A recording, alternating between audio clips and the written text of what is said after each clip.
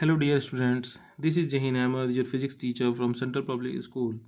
Hope you all are enjoying my lectures. This is the second lecture of the chapter motion, and in this lecture, we are going to cover distance and displacement. So, before starting distance, we have to know what is a motion along a straight line. सीधे line में motion को क्या क्या क्या कहते हैं वो उससे समझना हमें। तो अगर कोई ऑब्जेक्ट किसी सीधे लाइन में अगर उसका किसी ऑब्जेक्ट का मोशन हो रहा है तो हम बोलेंगे कि वो मोशन जो है वो motion in a straight line है। अब इसका दो और नाम है। Motion along a straight line को रेक्टिलिनियर मोशन भी बोलते हैं और उसको वन डायमेंशनल मोशन भी बोलते हैं, क्योंकि कोई भी ऑब्जेक्ट अगर स्ट्रेट लाइन मोशन में जा रहा है तो या तो वो एक्स एक्सिस में होगा या तो वो वाई एक्सिस में होगा।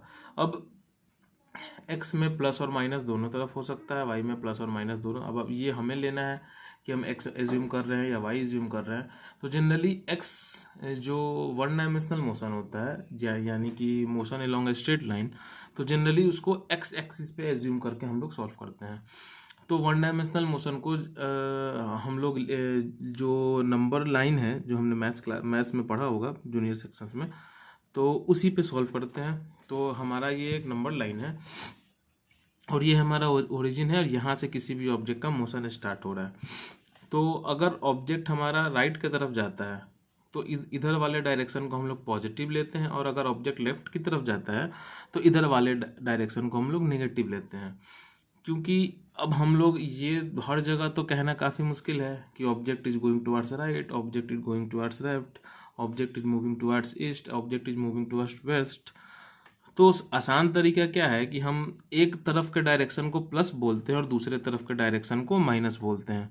जो वेक्टर्स में कॉन्सेप्ट है प्लस और माइनस का, वो बेसिकली कॉन्सेप्ट है डायरेक्शंस का। वेक्टर्स में प्लस और माइनस बेसिकली डायरेक्शन शो करते हैं। नाइन्थ क्लास में तो हमको हमारे सिलेबस में यही है, और जनरली नाइन्थ क्लास में हमको वन डायमेंशनल मोशन से ही ज़्यादा इनकाउंटर करेंगे हम। तो अगर एक तरफ के डायरेक्शन को प्लस ले रहे हैं तो दूसरे को माइनस लेना होगा। हम प्लस इधर भी ले सकते हैं इधर भी ले सकते हैं, लेकिन जनरली हमने ये सिस्टम सीखा हुआ है तो वही हम अब यहाँ भी लेके चलेंगे। अब आते हैं हम लोग डिस्टेंस क्या होता है।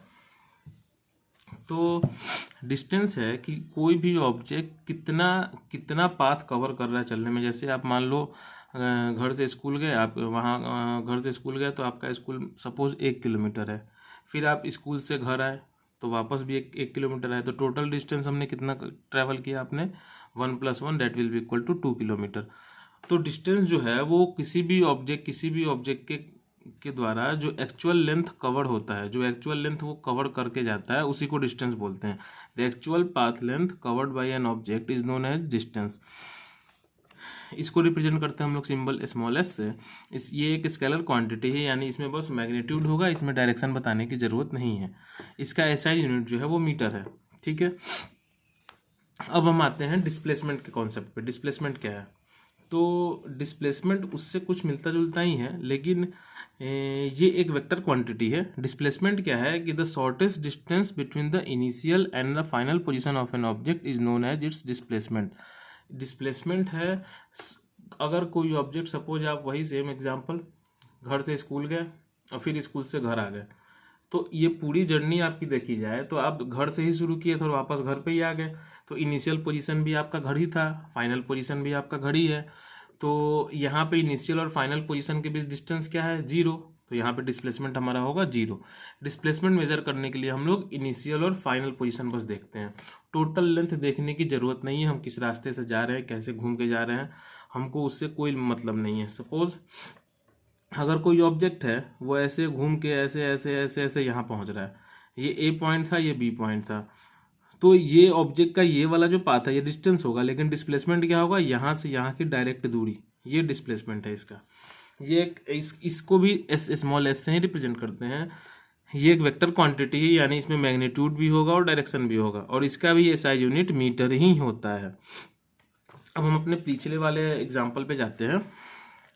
सपोज कोई ऑब्जेक्ट जो है वो यहाँ ओ से शुरू करता है अपना जर्नी और ओ से ए पॉइंट तक जाता है। तो यहाँ पे 1 और 2 सपोज 2 मीटर ये यहाँ पे पहुँचा, फिर ये ए से बी गया तो 2 + 1 3 मीटर पहुँचा, फिर ये क्या किया, बी से यहाँ से यू टर्न मारा और फिर ये सी तक गया। तो टोटल डिस्टेंस ट्रेवल कितना किया ये कोई भी ऑब्जेक्ट जो जा रहा था ये, तो यहाँ 2 + 1 3 और 3 6 और ये एक 7, तो टोटल डिस्टेंस कवर्ड हुआ इस ऑब्जेक्ट के कारण 7।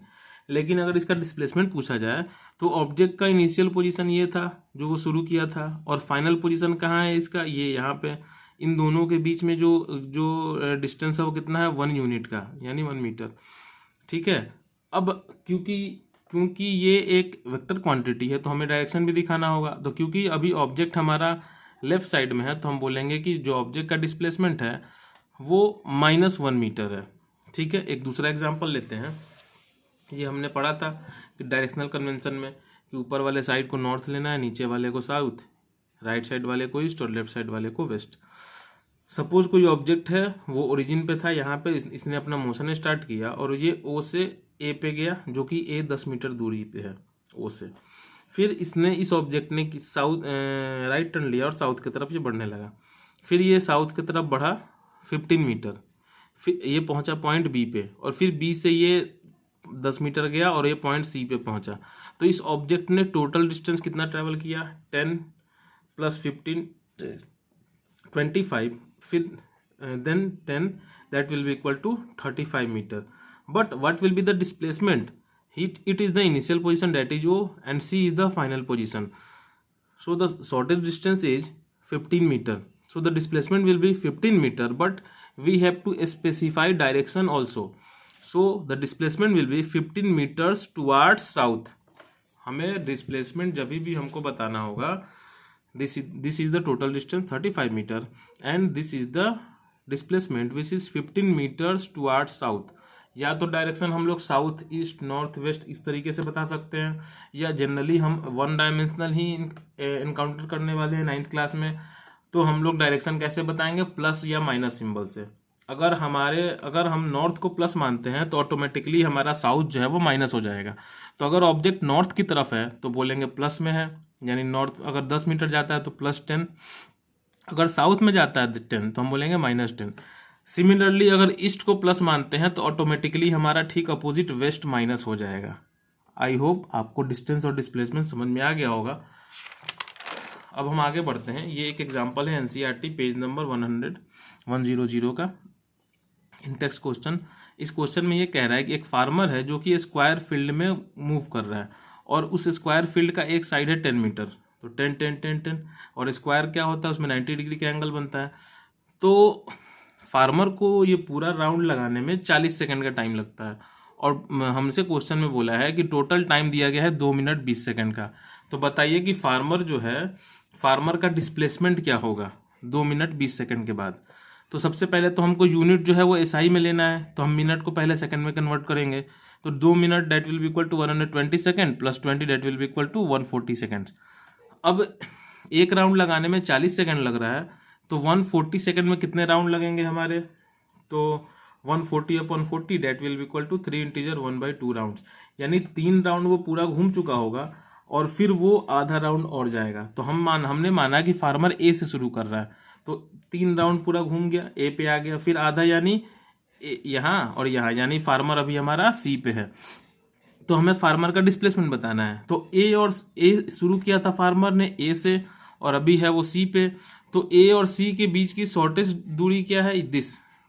तो अब हमें ये ए सी डिस्टेंस निकालना है। अब क्योंकि ये स्क्वायर है तो ये जो ए बी सी ट्रायंगल बनेगा वो राइट एंगल ट्रायंगल बनेगा, और राइट एंगल ट्रायंगल में हम लोग पाइथागोरस थ्योरम लगा सकते हैं। ठीक है।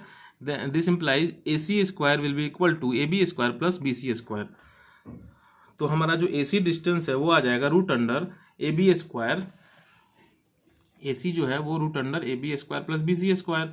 AB भी 10 था, BC भी 10 था, इसका रूट आया √under 200 and S will be equal to 10√2 metre. ठीक है। अब इसके बाद एक कॉन्सेप्ट आता है यूनिफॉर्म मोशन और नॉन यूनिफॉर्म मोशन का। तो यूनिफॉर्म मोशन किसको कहते हैं, अगर कोई ऑब्जेक्ट इक्वल टाइम इंटरवल में इक्वल डिस्टेंस ट्रेवल करे तो हम बोलेंगे कि वो ऑब्जेक्ट यूनिफॉर्म मोशन में है। तो इसका डेफिनेशन कुछ यूं है, when an object covers equal distances in equal intervals of time then the object is said to be in uniform motion. For example कोई ऑब्जेक्ट ए था जो 8 बजे अपने घर में था, यानी 0 मीटर्स पे था, फिर 8 बज के 10 मिनट यानी 10 मिनट के बाद वो 50 मीटर गया, फिर से 8:20 यानी फिर से 10 मिनट के बाद वो 100 मीटर पे पहुंचा। फिर से 10 मिनट के बाद यानी 8:30 पे वो अब पहुंचा 150 मीटर पे।